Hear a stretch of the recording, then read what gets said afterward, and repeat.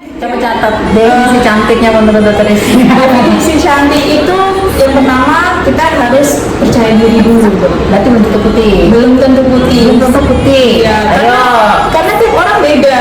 Orang beda. Ya, hasilnya juga.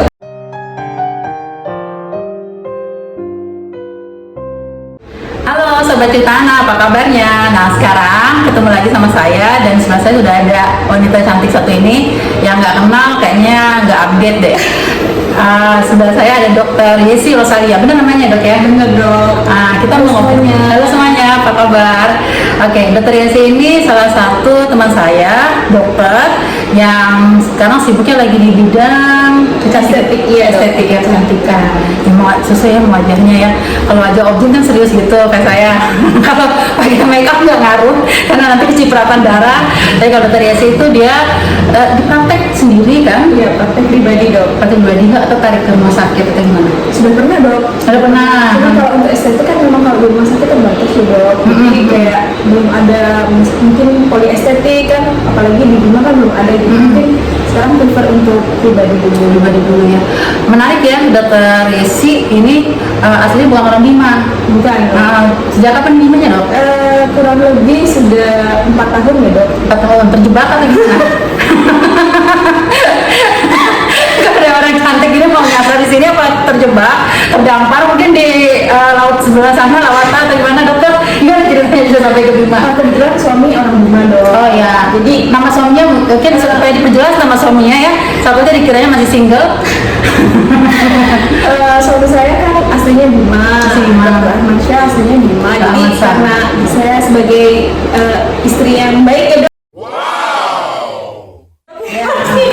Nama suami Dr. Armansyah sudah taken ya, jadi kalau nama Dr. Armansyah jangan macam-macam ya. Iya. Ini istrinya. Karena lagi tren yang putus ya, sebelum Anda diputuskan break cetap. Canda ya dok ya. Iya, dok, benar, dok. Dan nggak tegang Dr. Armansyah, jadi udah bareng sama beliau, makanya ikut sama beliau. Iya dok. Dan dulu. Kebetulan dulu teman satu kampus. Di mana sih sekolahnya? Di Surabaya dok. Surabaya. Hang Tua. Universitas Hang Tua. barengan satu angkatan beliau. Angkatan tahun 2008 dok. 2008. Oke. Kayaknya saya lebih itu. terus waktu dari zaman kuliah memang sebelumnya SMA-nya di Surabaya. Di Tulungagung Jawa Timur dok. Di Jawa Timur. Tapi memang ingin jadi dokter. Ingin jadi dokter. Karena berapa bersaudara dok? 6 dok. Nah bu, yang ke Saya nomor 3. anak tengah. Saya nomor 3, masih ada 3 yang di bawah saya, di atas dok, di tengah-tengah. Yang cewek, yang perempuan berapa orang? 3. Tiga-tiganya. Perempuannya 3, laki-lakinya 3. Tiga. Yang jadi dokter? Yang jadi dokter 5 dok. Oh, wow, keren banget. 5 dari 6 orang bersaudara di dokter. Iya. Oke, terus dokter habis itu melanjutkan kuliah di Hang Tua. bokap nyokap dokter orang Bukan tua. dong. Oh, bukan. Kalau mama kebetulan rias pengantin. Oke. Jadi memang passionnya mungkin di Kecantikan. Kalau bapak kebetulan dokter guru. Nah, itu kan belum tentu kalau seseorang jadi dokter tuh karena orang tuanya dokter ya kan? Iya benar dok. Benar. Tapi kenapa orang tua nyuruh anak-anak jadi dokter? 5 lagi dari 6 bersaudara. Ini yang nularin siapa? Mungkin yang membuka jalan itu kakak saya dok. Kakak pertama. Kakak yang nomor 2. Oh, jadi aku tahu yang dia. pertama kebetulan bukan dokter, tapi sarjana teknik. Oke. Yang kedua begitu dokter, saya sampai paling belakang ikut dokter semua. Kenapa tertarik dari yang teknik tapi tertarik sama yang dokter?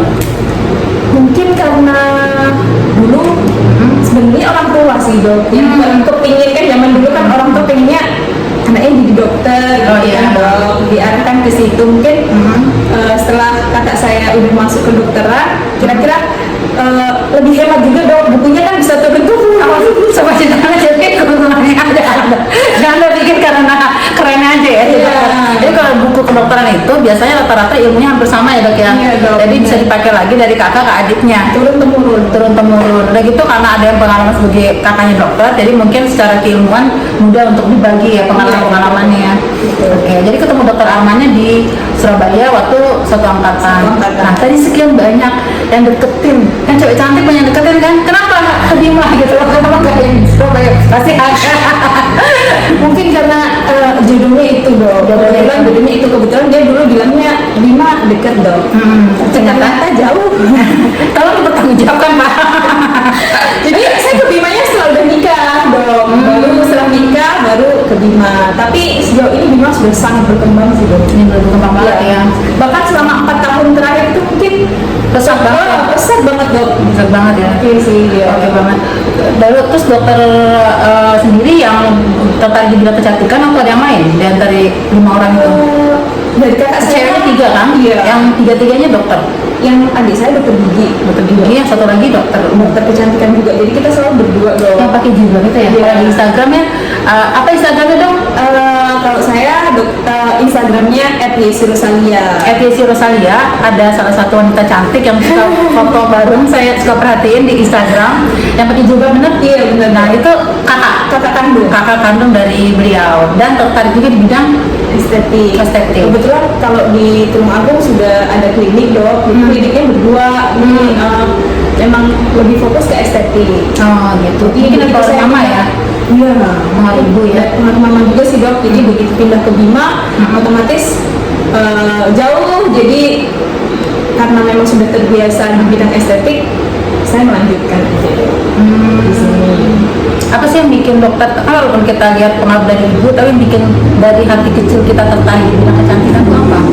Karena sebenarnya kalau saya dok, apalagi waktu pindah ke Bima ini ternyata banyak masyarakat awam yang punya masalah wajah yang lumayan lebih Berat dibandingkan yang kota di lain Jawa. ya. Iya benar dok. Yang di sini tuh lumayan berat karena mungkin cuaca yang ekstrim. Ekstrim, ya. Yang kedua mungkin Tuh cuacanya ekstrim iya, kalau di Bima. cuacanya ekstrim banget.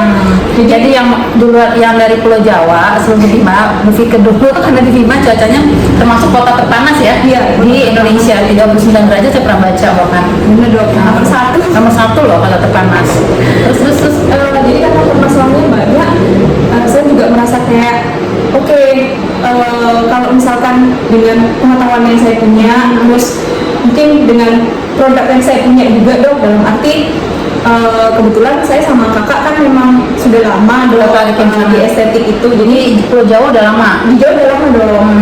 Jadi kenapa kalau seandainya bisa mengatasi masalah, misalkan masalah-masalah di bidang estetik seperti flek atau jerawat yang Komedo, sudah komedo, ya. yang sudah parah gitu, kalau bisa diatasi atau kita arahkan supaya lebih baik, serta Kenapa edukasi masalah pasien ini? kenapa enggak gitu. Apalagi kalau misalkan saya punya istilahnya saya punya ilmunya di situ, kenapa tidak saya manfaatkan untuk memberikan edukasi? Karena kadang orang salah pikir sih dok, jadi kayak oh kalau misalkan ini dia akhirnya pakainya yang abal-abal atau produk-produk yang Belum jelas jelas, amannya. iya, Belum itu. jelas keamanannya, itu yang penting ya dok ya. Tapi kalau misalnya dari suami juga mendukung ya untuk masalah melanjutkan klinik kecantikan di sini, mendukung. Kendalanya itu apa dok di sini? Kendalanya apa ya dok? Kalau kendala secara umum sih masalah edukasi ya dok. Kadang ada beberapa memang harus ekstra karena mungkin perbedaan ya cuaca yang ekstrim, masalah kulit, kemudian bagaimana penyampaian edukasi saya ke pasien gitu ya dok. Karena beda adat, beda bahasa. Saya juga nggak ngerti bahasa Jawa, bahasa Bima sih. Jadi agak-agak ya. bahkan kalau misalkan saya jelaskan kadang ya dok, untuk mengerti itu harus berulang-ulang karena mungkin beda bahasa. Banyak yang mengharapkan ya kalau misalnya kita pakai produk kecantikan tuh hasilnya tuh instan. Nah, ini berapa dokter gimana tuh? Sebenarnya kalau saya sih dok, produk kecantikan atau perawatan kecantikan itu suatu aset untuk jangka lama. Iya. Jadi kita nggak bisa memaksa untuk dalam waktu singkat hasilnya harus bagus, bertahan seumur hidup, kan nggak bisa. Jadi memang harus melewati fase-fase penyesuaian kulit sampai dengan dia merawat itu untuk setelahnya itu kalau misalkan kayaknya udah hilang nih dok, jadi dia harus maintenance ya. harus merawat lukanya ya. ya seperti itu dok, Karena karena kalau udah udah puas, nggak skincarean lagi, nggak ini lagi. terutama sunblock sih dok, saya itu pasti ke pasien kalau misalkan nggak mau Make-upan, minimal penggunaan sunblock yang SPF 30 ke atas di sini itu wajib. Minimal penggunaan sunblock yang SPF 30 ke atas, itu wajib. Di sini itu wajib. Itu wajib banget. Itu wajib ya, ngaruh banget ya. Ngaruh banget dok. Jadi kalau orang yang biasa pakai sunblock tuh biasanya efeknya apa? Sunblock atau sunscreen itu biasanya dia yang pertama fungsinya untuk sun protection, jadi melindungi dari efek buruk sinar matahari dok. Efek buruk sinar matahari itu termasuk yang pertama itu adalah flek, Yang bikin hitam-hitam titik-titik itu kan banyak yang bilang, oh itu banyak yang kangen, bukan banyak yang kangen, memang karena pakai sunblock aja ya. Jadi harus dipakai sunblocknya. Jam berapa makanya? Jam 8 pagi? kalau untuk pengulangan sunblock untuk aktivitas di dalam ruangan itu biasanya 3-4 jam sekali. Dioles. Tapi kalau seandainya di luar ruangan bahkan lebih ekstrim dok. Biasanya 2 jam sekali itu suruh di-apply. Tapi tergantung dari aktivitas masing-masing. Segitu parahnya berarti ya? Seberat itu ya? Biasanya di sini SPF-nya UV index-nya itu di atas 11. Pantas banyak yang apa? Kalau udah nyampe ke Jawa atau ke Pulau Jawa, kinclong langsung pas balik sini langsung ngegosong lagi ya. Karena cuacanya ekstrim dong. Tapi dokter ngerasa bosan nggak sih ngerjain ini semua apa gimana? Enggak sih dok, saya senang aja dok. Senang. Kalau sama suasana di Bimanya gimana? Senang juga dok. Oh ya? Iya. Apa yang bikin senang gitu? Kalau saya sukanya karena ini sudah sangat berkembang sih dok. Dari saya pertama datang 4 tahun yang lalu itu sudah jauh sekali. Jadi sekarang apa-apa udah lebih gampang dong. Ya, terus ketertarikan orang juga untuk masalah kecantikan udah mulai ya. Iya dok, betul. Dan saya juga senang sih dok, maksudnya saya kerjakan itu sesuai dengan passion saya. Jadi saya happy juga dok. Misalkan lihat pasien yang awalnya datang flatnya banyak, terus nanti pas kontrol udah bagus ya, ikut happy juga sih dok. Iya makanya sesuai dengan yang pernah kita obrolin bahwa kadang-kadang orang tuh wajib untuk menemukan passionnya ya. Jadi passion dokter di kecantikan. Lebih ke situ. Lebih sangat. Itu aku juga sama dokter juga tapi kakaknya yang kakaknya dok. Terus berarti semua obat-obatan, make upnya itu bikin sendiri. Kita kebetulan kita ada pabrik juga sih dok. Jadi istilahnya kita nggak bikin sendiri, nggak meracik sendiri di rumah gitu enggak. Karena kita pasti di pabrik besar yang sudah ada standarnya. Jadi dia sudah lulus untuk kosmetik yang baik. Oh, tapi nggak bikin sendiri nggak ya? Nggak. Jadi kayak ada kerjasama ya? Ya, jadi di pabrik yang memang sudah steril dalam arti nggak di rumahan yang diracik sendiri. Ada pabrik yang profesional, tapi memang produknya dari dokter. Iya, sesuai dengan apa yang kita persiapkan. Yang paling laku perawatannya apa tuh dok di Bima? Yang paling laku orang Bima tuh nyarinya apa? Kalau yang paling laku otomatis pasti Pemutih? whitening. Ya, mulai dari facial whitening, peeling whitening, sampai laser whitening glowing itu best seller sih tetap. Sebenarnya definisi cantik itu sendiri apa jadinya? Sebenarnya kalau menurut saya ya, banyak definisi cantik. Coba catat definisi cantiknya menurut dokter Rizky. Definisi cantik itu yang pertama kita harus percaya diri dulu. Berarti belum tentu putih. Belum tentu putih. Iya. Ayo. Karena tiap orang beda. Hasilnya juga akan berbeda. Jadi kalau misalkan yang pertama dia harus percaya diri dulu. Yang kedua dia nggak boleh bosan untuk merawat wajah. Karena kalau dia mau cantik ya otomatis kita harus merawat muka. Karena yang dilihat orang pasti yang muka dulu ya dok. Meskipun ya kita pede, tapi kalau kita tidak pede kan ya pasti ujungnya mau nutup-nutup terus. Jadi yang kedua itu harus rajin merawat muka. Yang ketiga ya menjadi diri sendiri aja. Karena kalau misalkan kita sudah berusaha, sudah percaya diri, sudah berusaha yang maksimal untuk merawat diri, ya udah sekarang tinggal jadi diri sendiri aja. Tinggal orang lain bisa menerima atau enggak. Kita cantik ya terserah mereka, yang penting menurut kita kan percaya diri ya. Makanya balik lagi ke tadi perawatan yang paling laku itu kan whitening tuh standar putih itu sebenarnya di mana dok? Sebenarnya kulit sehat itu yang utama sih dok. Kulit sehat itu yang utama dibandingkan kulit yang putih. Iya.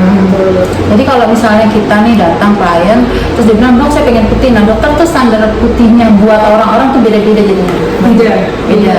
Biasanya kita lihat sama yang keseluruhan badannya gitu ya mungkin ya dok ya atau gimana? Iya dok, kalau misalkan untuk pasien-pasien biasanya ekspektasinya beda-beda tiap Iya, orang dok, iya. maunya seperti apa. Tapi biasanya kalau saya pasti menyarankan ke pasien yang penting bersih dulu. Bersih dalam arti kita mengatasi masalah-masalah yang pertama dulu seperti flek, jerawat dan lain-lain. Setelah udah bersih, kalau seandainya mau mencerahkan kulit boleh, tapi biasanya maksimal yang bisa dicapai oleh tiap pasien itu akan berbeda-beda.